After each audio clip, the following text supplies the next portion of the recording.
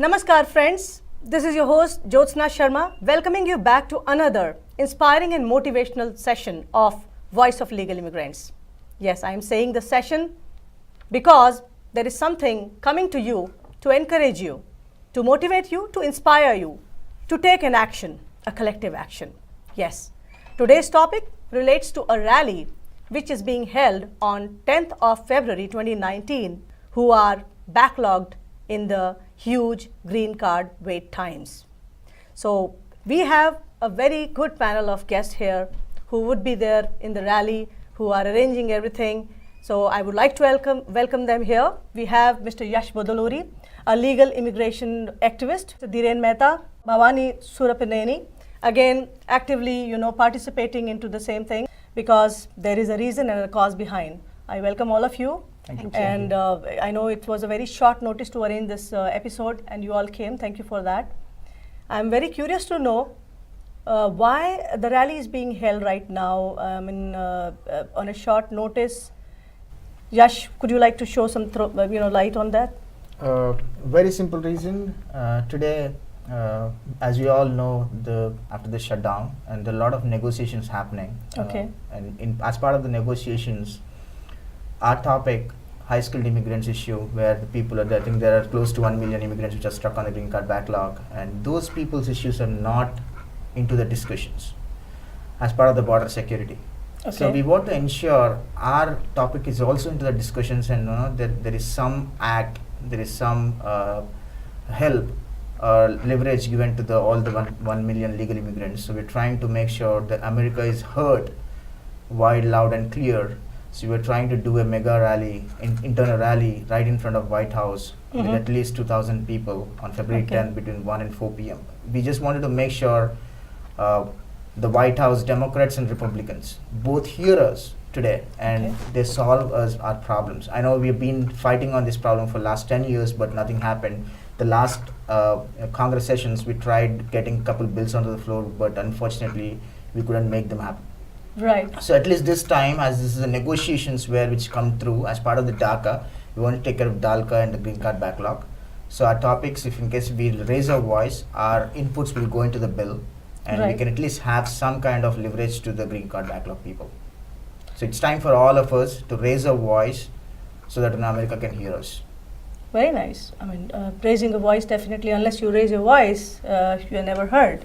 So to bring this to people's notice is definitely required. So all the best for that, definitely. So Yash, rally is being organized by whom exactly? Who are the people associated here? I mean, you are collectively volunteers doing it together. How is it being held? Okay, it's a group effort. What we're trying to say, we're trying to take the help of Republican Hindu Coalition, where be it different Pakistan or any such matter, right? They have a huge representation in the White House, so they tried helping us where they can put our comments into the bills. Anybody here?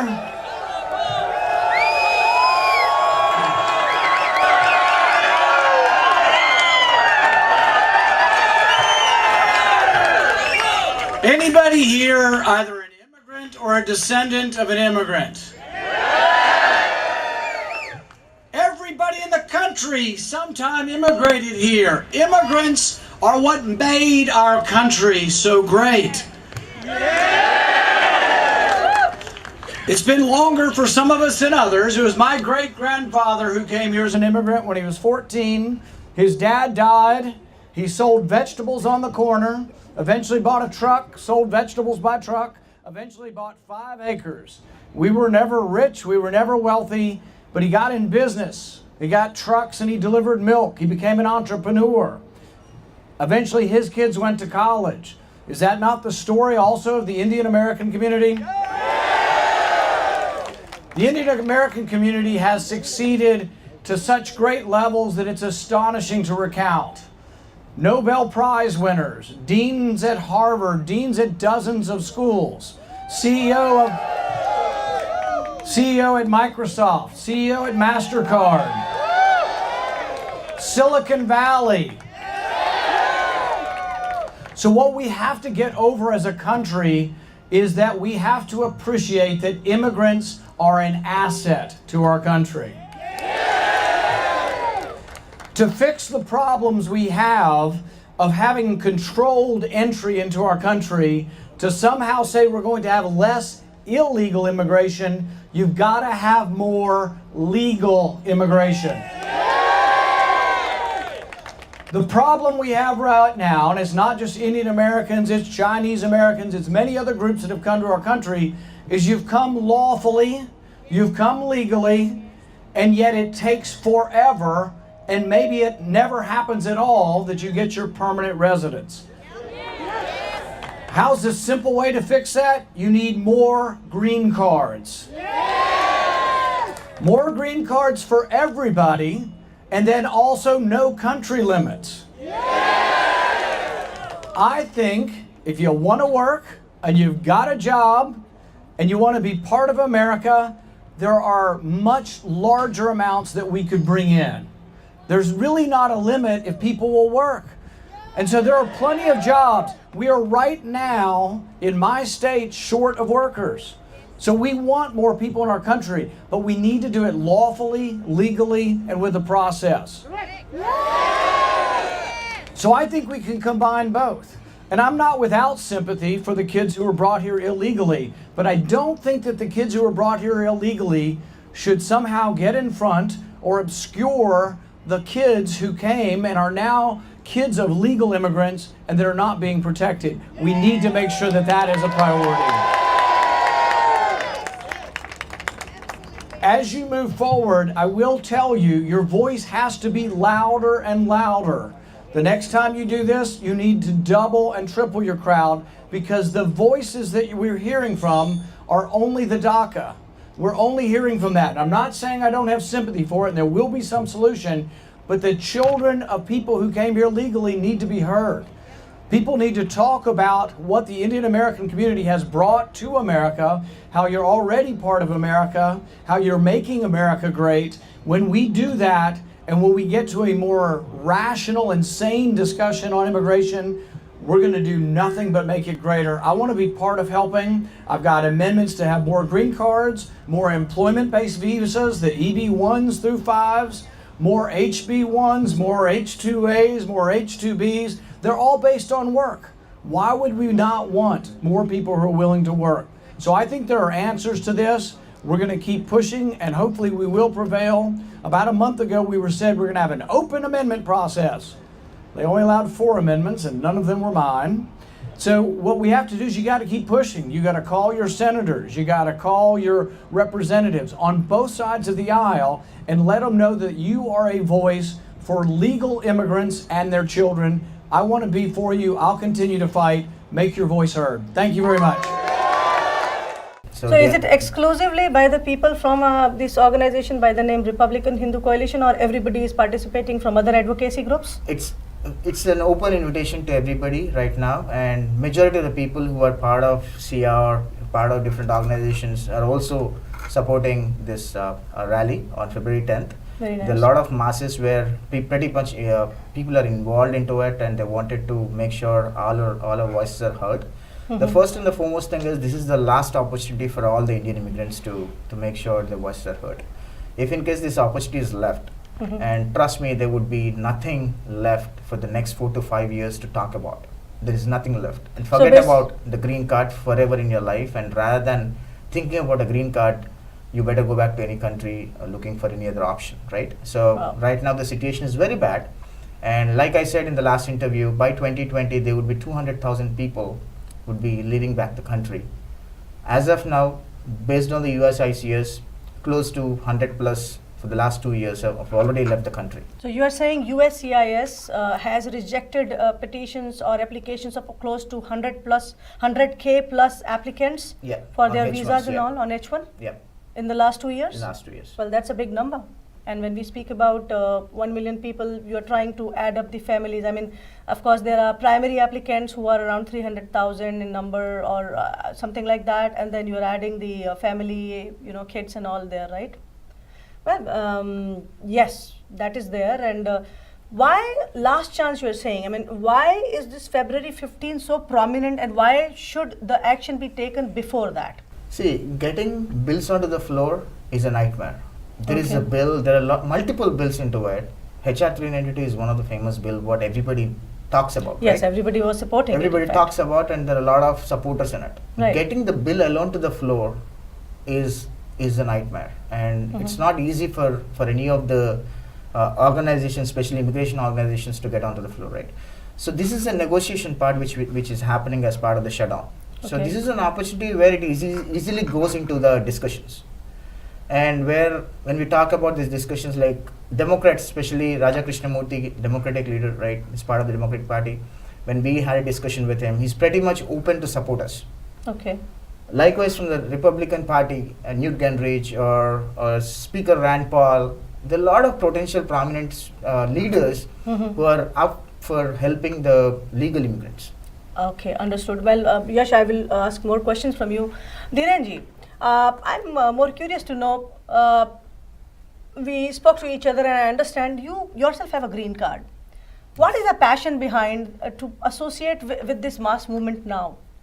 Multiple reasons. So, first of all, I have gone through this excruciating process for almost 12 years Okay. before I could get my green card. So, I relate to the challenges that the community is facing, not just Indian community, there are also other, but in general Indian community because of backlog. So, since I have gone through that process, I want to make sure that I stand by those who are still waiting in the queue, those who are contributing to this country in a positive way, going through all the waiting process before they are even allowed to come to this country. Absolutely. And even after that, they are not heard while there is more passion in the America about those who are undocumented, those who have gone through this vetting process, are contributing to this country, are paying their taxes here, are sometimes getting overlooked. So I want to stand by them. There is also a personal side of that makes me motivated to this rally, is that my daughter, Right. in this process of us getting green card, is left behind because she crossed the age limit of 21 before we could get our green card. Oh, wow. And in that process, she has not got her green card. So we also want to highlight this plight of young children who, after waiting even 10, 12, 13, 15 years, are not even getting green card.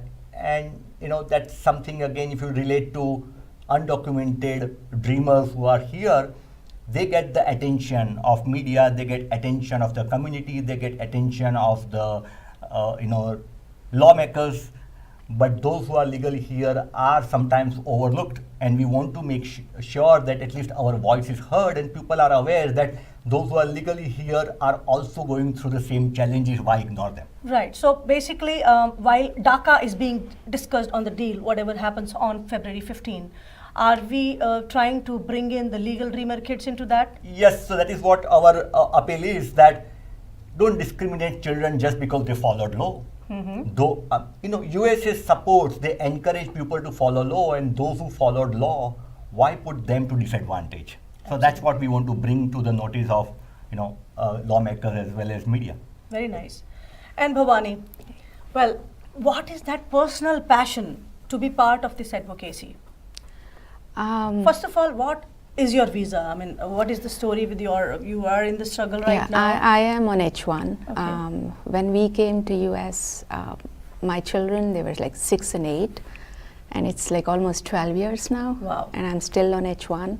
And my son he's going to be 21 this year. Oh, wow. And they both are good kids. They did well in school.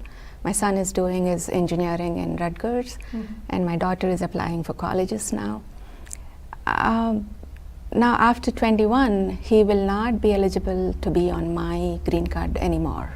So he has to go through his own H1, and then, as you know, H1 is, lottery lottery, system. yes. So there is always a chance that he would be treated like any other Yes, international student, whereas he has done all his education here, and he spent all his life here, and he has his family and everybody here. So in case he does not get an H1, he has to go back. And what about his education? I mean, of course, the education also has to complete before that, right? Yes. So if he's in between the years of completion of the graduation, undergrad course, does he port his visa to a student visa? Yes. What does he do? I did convert his visa to student visa right now. That took almost a year for me to get the process done. And you must be paying a higher fees then. Absolutely. It's an international student fees that you're paying right Absolutely. now. Yes. It's so unfortunate. Like, So, So Bhavani's I son, would like to highlight one more thing. yes, Even if the visa is not converted to student visa, in New Jersey, the state charges international fee even for those who are on H1 or dependent visa.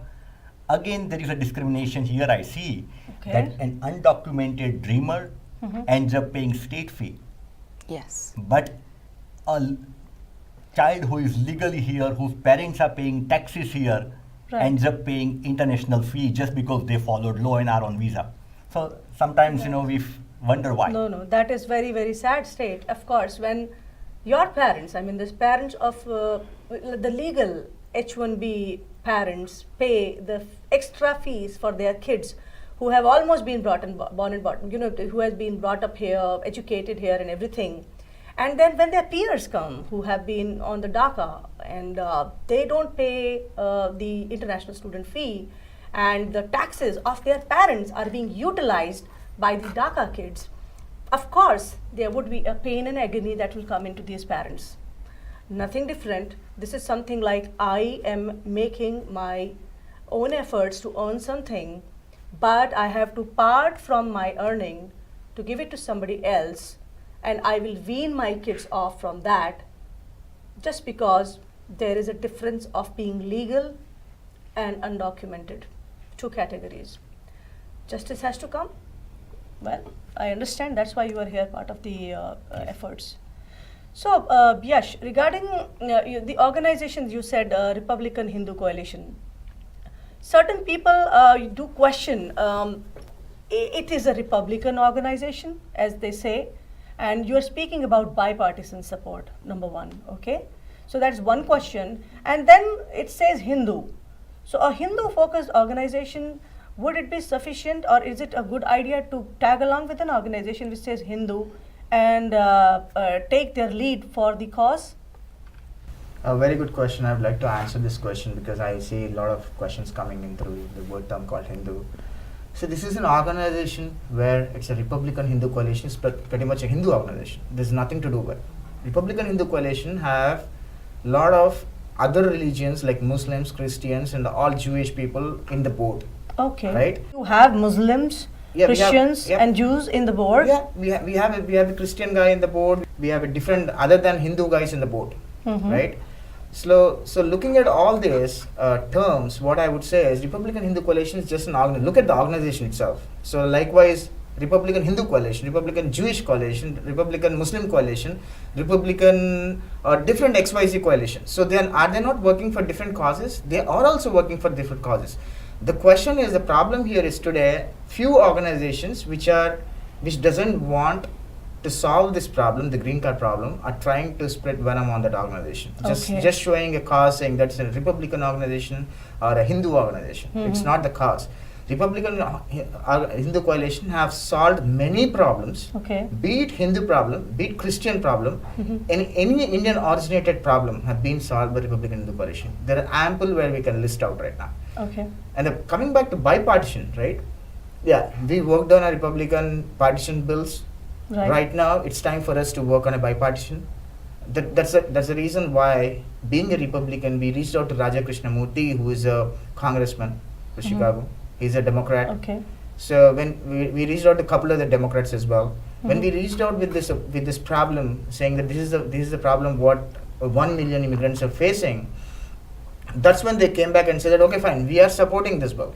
Anyways, Okay. the Republicans are already supporting this issue. Right. Like you have seen the Good Luck 2 bill, which came on the floor, Right. had the Republicans vote, couple of the Republicans, but the Democrats was zero, right? Yes, I So, remember that. yeah. Well, HR 4760 and Good Luck 2, 6776. yeah, Good Luck Good 1 Luck and 1 and 2 were Yep. the bills which came to the House in June 2018. And well, it was shocking and definitely shocking because there was a zero vote from Democrats. And of course, we need support from, the legal immigrants need support from Democrats as well.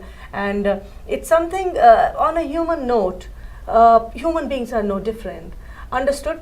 I mean, they have Dhaka kids to take care of on humanitarian grounds. So there are Dalka kids now also to be considered on the same platform. Understood. And also, the beauty of it is the Gujarat 1 and 2 bills got onto the floor after the rally. What we did, it's Yes. a combined effort of all organizations. I'm not. So you pointing did only- one more one we rally, did rally in right June. in front of Capitol Hill in June, Okay. with at least 800,000 people right in front of Capitol Hill. Oh, so Right 800 after- people there. Yeah. Okay. So right after that, we went in negotiations with a lot of lawmakers, like Newt Gingrich, Senator Rand Paul spoke about it, and they put a lot of pressure, and all the organizations worked for it. It's not only Republican Hindu Coalition; there are multiple organizations which are part of that. We all worked together and ensured the bill was on the floor, but we didn't make it. At this point in time, there is a lot of negotiations happening on the government shutdown and the reopening of the government. Okay. Right? So it's a beautiful opportunity for us to put our voice into that. So if things works out well, this will get onto the floor, and anyways it has to pass because it's a negotiations bill, right? So Right. part of the negotiation, Democrats and Republicans come together, they have a negotiation, they'll put everything what they want into the bill and they'll pass it. Right. So right now it's a final opportunity. What the reason why I'm saying it's a final opportunity is because it's a final opportunity. After this, there would not be any discussion with regards to the green card backlog or the legal high skilled immigrants for the next 3 or 4 years term, for Okay. sure, no matter what it is. All right. If you are not raising a voice today, forget about the green card. And right now, today, the green card backlog, it takes 100 plus years to get a green card backlog, to get a green card. Tomorrow, you might be the second point for the rejection. Once your H1 is rejected, you have to get out of the country. Right. So you need to stand for yourself. Unless you stand for yourself, nobody would help you. Well, yes, definitely. If you are hungry, then you have to ask for food. Nobody else is going to know that you are hungry and they will give you the food.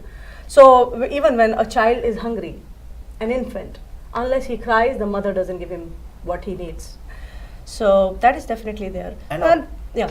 And also, I have a couple advices here for all the legal immigrants, especially with the legal immigrants. I think we have, as far as the USCIS is concerned, there are close to 650,000 applicants which are part of the green card backlog, which in turn with the numbers we close to 1 million. So I have an appeal to all the folks sitting at home, watching TVs, watching Twitter, looking at the Facebook messages will not help you anything. Unless you ask for something, you deserve to be asked for because you have been paying your taxes for the last 10 years or 12 years or 15 years, whatever it is. And you've been a very good citizen here, very good resident here, in fact. No crimes, nothing, prompt taxpayers, everything, right?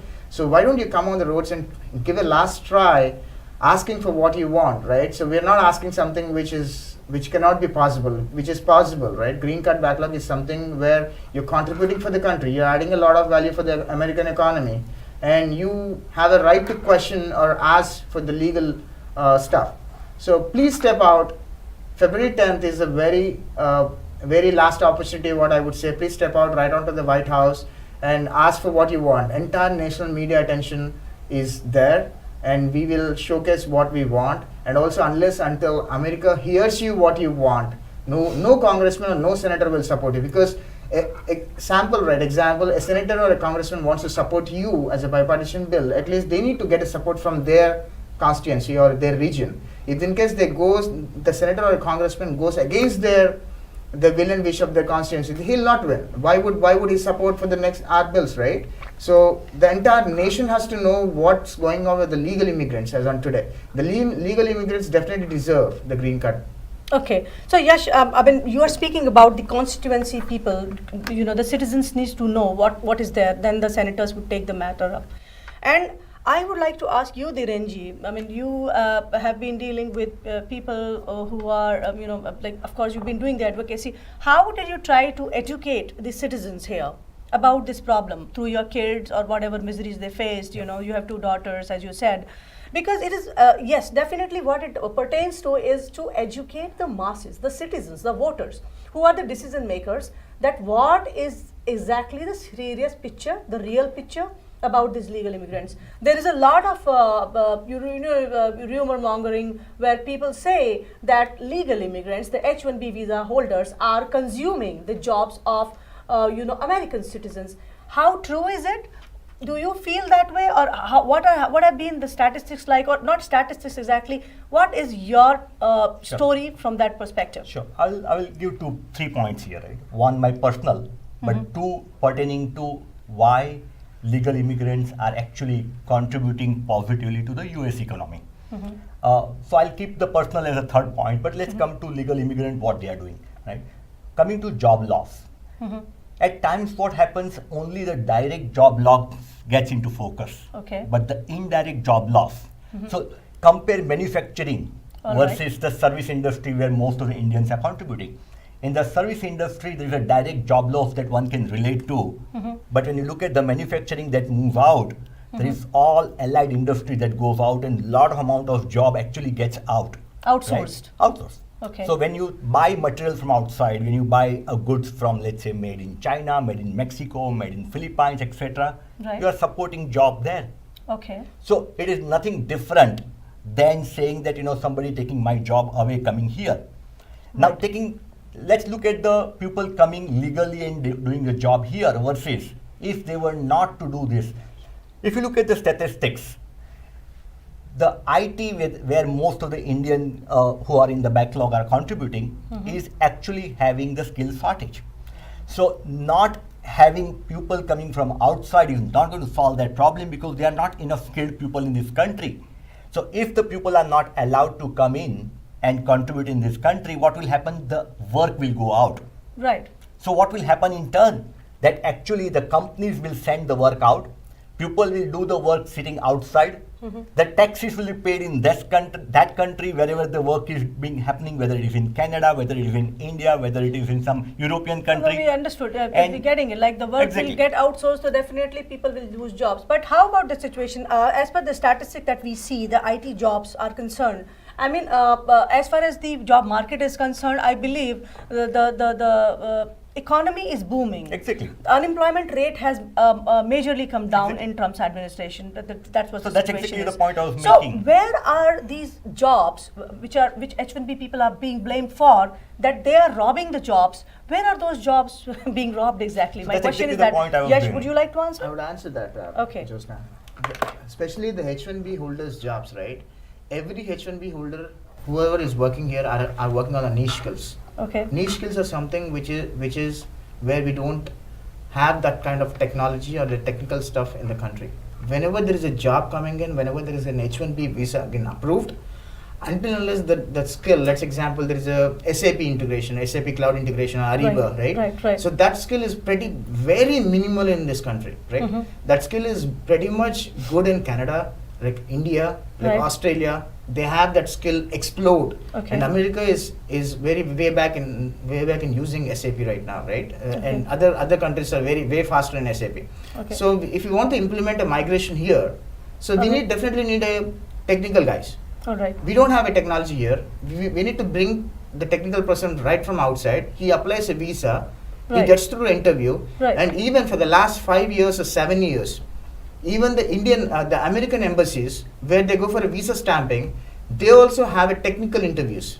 Right. No, they do a technical screening, right? Oh, the really? technical It is- the trend has changed now? Yeah, the Indian embassy, the American embassies in India do a technical screening. Wow. For the last 5-7 years, I've been seeing that. I myself went back to India 5 years back.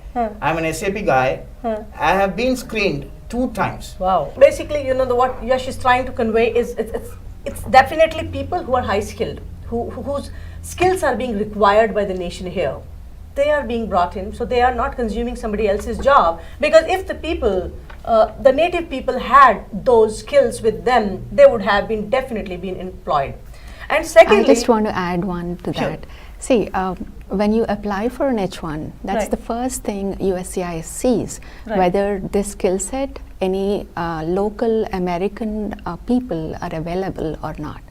Once they're not available, that's when you're supposed to offer to other countries. in the process of green Yeah, card, that is definitely, that's that how is they the do it, first step right? of screening. So, how are we taking jobs from them? Right. I mean, point is to get a green card, when the perm happens, the perm application goes in, the labor application, the first thing that is done, an advertisement is being posted by the employer openly in the market that stays for 2 to 3 months, and where the position is left open in the market to see if any people who are local to the country are able to apply to the United States of America. If they don't get response from any of the people who are allowed to work in US, who are here in this country, if they are not able to take any such resumes in, or if they are not ample of people, it's only then the person who's applying for his green card or his employer is applying for his green card gets the approval for that labor application, the perm process. So the statistics are 300,000 of those primary applicants whom we talk about are those 300,000 primary applicants whose labor applications were approved, who are approved for the green card, but they are waiting in their line to get their green cards, which only they will get when their date for the green card becomes current. And what is the current date right now? 2009. 2009 for EB2 and EB3 category. EB3 Basically, is these are 2008. categories, employment-based 2 and 3 categories, which are severely backlogged. Especially the Indian people are backlogged in those categories. So it's about those people who are waiting. And how many people usually get the approval for the green card per year? I mean, how many people applications are allowed? So it depends on the country limit. Basically, right now we only have around 9,000, something like that. And then 2,700 is the number that the EB2, Yeah, EB3 category EB2 gets. category gets. In your rally agenda, what are the major things you are focusing to negotiate? Yeah, before I get into that step, I would like to continue on your topic, right? Okay. So just a minute. Let's deviate a minute. Sure. Right now in the United States of America, there are close to 3.1 million jobs open. Okay. 3.1 million roles, technical roles are open. 3.1 million? Yes, where nobody are able to fulfill that roles, and even still people say that immigrants take away the jobs. Wow. I mean, this is a there are number, lot huge of- number. The problem here is there is no proper education happening here, and the education only happens when people come out, speak You're loud saying and no clear. proper education happening means you are not able to convey the message to the people, masses here, yep. that hey, look, there are 3.1 million jobs open in the market, so we are not consuming your jobs. You are not able to penetrate that message to the masses, basically. Yep. I mean, you are trying to educate the local public here, the citizens here. Hey, we are not taking your job, right? And also, likewise, I've been interacting with multiple citizens, like born citizens or here citizens. We're trying to explain that issue.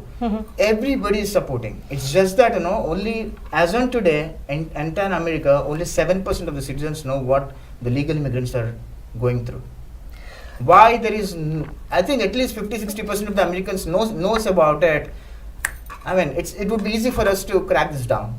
Yash has a very valid point. Point is, the local people, the constituents, the voters need to know what is exactly the fact. There is a lot of negativity going, as I said, about other Americans claiming that okay, they're losing jobs because of H-1B visa holders. Right education, right kind of information has to penetrate to the masses, and that can only happen through the media, and it plays a very important role. And that can secondly happen through the personal connect with the citizens here, which you need to broaden through your horizons. What have been your efforts, Bhavani? I mean, your kids are in school. Yes. How did they tell their American citizen kids, friends, peers, about this whole situation? My daughter, on the other day, she was talking to her school principal about this. School principal? Yes, Okay. she did. In fact, they all participated in the rally last time. Right. And she spoke to her principal, and her principal did not know this. And he was surprised that a situation like that can occur, that they have to go back to India. Wow. My daughter is a student council president. Oh. She does a lot of sports too, like she does soccer, and then she does dancing, and she does a lot of community service. That's inspiring. I mean, very talented the kid. principal was really touched to hear that this is the case, and also that she has to pay double the fees than the other kids. So, and all her friends, her soccer friends, her school friends, they were all willing to come to the rally and, support the cause. Did anyone join their friends last time? Yeah, last time, couple of Were kids. there American kids who came? Yes, they were. Well, we It's- have our it's- posters. We have a lot of photos where a lot of kids who supported, even though the citizen kids, the white citizens kids came and support in favor of the Indian kids. I think I've seen 30, So 40 kids coming up on that. There were American kids who joined the rally. What a brilliant motivation to go, you know, when the kids can come, the kids who are natives, who are citizens of this country, who relate to the pain of their peers and can come and join, spend their day out, leaving their school business for the day, they went. I remember somebody telling me the last rally, when it happened, it was June, and it was so extremely hot that day. Even then, the kids, what Bhavani told me rather, was they were hungry since morning and they stayed hungry till the rally was over. That was 5 p.m. from morning till evening in the scorching heat, and they could barely get to drink some water. That was the spirit of unity amongst the peers, the American kids who feel for their friends, the friends whose parents are Indians, friends who are waiting in this green card backlog and the misery which their parents have been going through. So it's a very deep meaning that adds up when even you cite about few friends supporting. I know. I mean, I feel we've done everything right. We raised our kids right. We paid our taxes on time. We've not broken any laws. Then why are we not considered for this bill, whereas undocumented kids and undocumented people are given more importance? I don't understand. Your voice goes miles, Bhavani. That's a very, It's very important unfortunate. thing. Absolutely, it is unfortunate. And regarding this rally, in fact, coming into the logistics, who's all are bearing the expenses for this rally? Are the people who are participating in the rally paying, or who's bearing the logistics So- expenses and the arrangements and everything? Who's doing it? So right now, Republican Hindu Coalition stepped forward to bear all the expenses. Oh, they are bearing all the They're bearing expenses? even last time they bear the expenses too. Last time. So they did not. Okay, that's perfect. There is no force of asking for any money No, from RSC. No, we are not asking anybody to pay anything. Okay. We'll even arrange the logistics if we have 50 people right from New Jersey or coming Mhm. back from Charlotte. So we can sponsor and we're not asking any money. It's just that we So want basically, RSC. you will sponsor buses. Yeah, we will sponsor if in case we have 50 people from one spot or something from that city. Right. So we'll sponsor the buses so that you guys can come for the rally. And how's the response coming up right now after Right you now publicized for the rally? it's- How is it? It's pretty good response right now. People are a lot motivated because this is the last opportunity where they can raise their voices, right? So we see a lot of good response there. Mhm. But parallelly, we also see a lot of negativity happening from I don't want to name the organization, but different organizations. So I would appeal to all the organizations, like be it any organization, a lot of immigration organizations going on there. I would appeal to all the organizations. At the end of the day, we are working for one single cause, which is a clearing green card backlog for all the Indian immigrants, right? So every organization have different style of working. So your organization might have a different style of working, and we have a different style of working. But at the end of the day, if you host a rally for this reason, for this cause, so we all get motivated and we all step there, right? Likewise, I would request every organization to step forward and support this cause. Do not support the organization, support this cause. We are not taking a single rupee, single penny for this issue. Republican Hindu Coalition is spending money on it to make sure the community, people in the community people in the community have like Bhavani or Dhiren, like there are a lot of kids. Just 4 weeks back, I live in Virginia, District Right. 10. So there is a family of one wife is on H1 and husband is on H4, and both the kids came into the country when they were 4 years old. Wow. And right now they're 16 years old. So they have to wind up and go. They've been here for 12 years. They don't know any other country, and they have spent all their life here, and they have to get out of the country within 15 days. So they came back to us asking for the senator or a congressman letter. So see, such letters, even though we give, you cannot expect an approval for it. So Understood. if you would have stepped forward right up front, asking for what you want. Yes, so basically the message is, do not raise your voice or cry when the calamity happens or the tragedy happens. It's better to be louder and clear in your vision, in your actions, way before when you know the bad things are coming to you. You got to stop them at the right moment. And for that, you need to raise your voice. That is what this rally is focusing. The date is 10th of February between 1 p.m. to 4 p.m. White House grounds. It will be a freezing day again.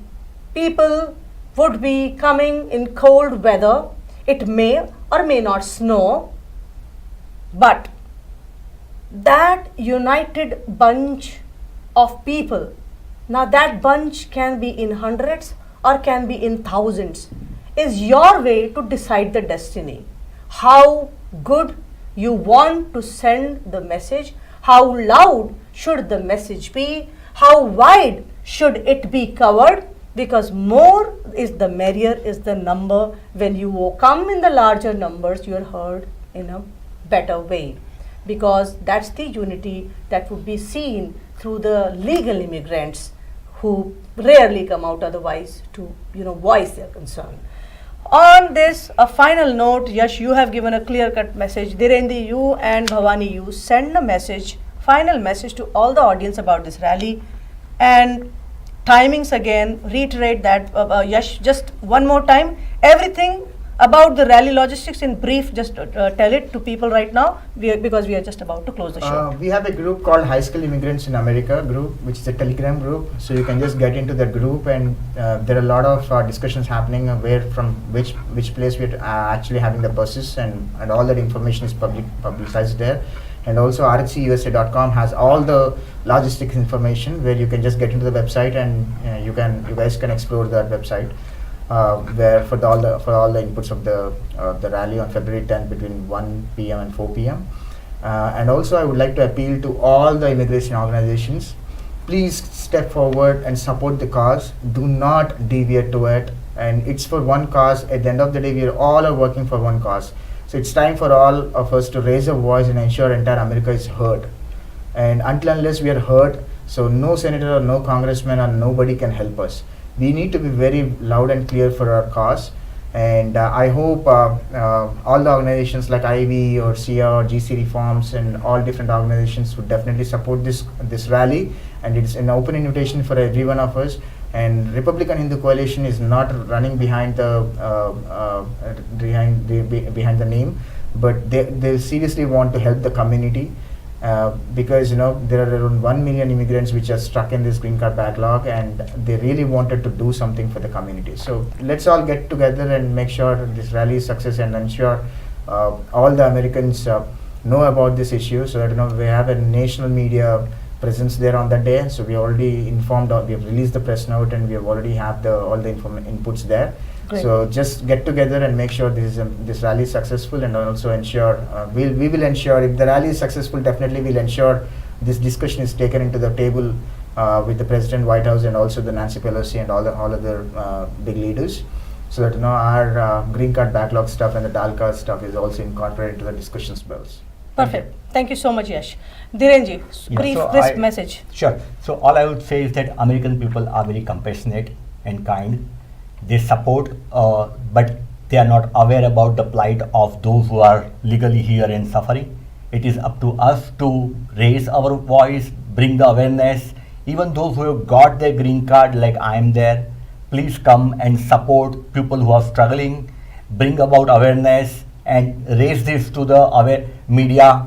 And I'm sure once the people start supporting, the lawmakers will support us. Thank you. Perfect. Thank you so much, Dhirenji.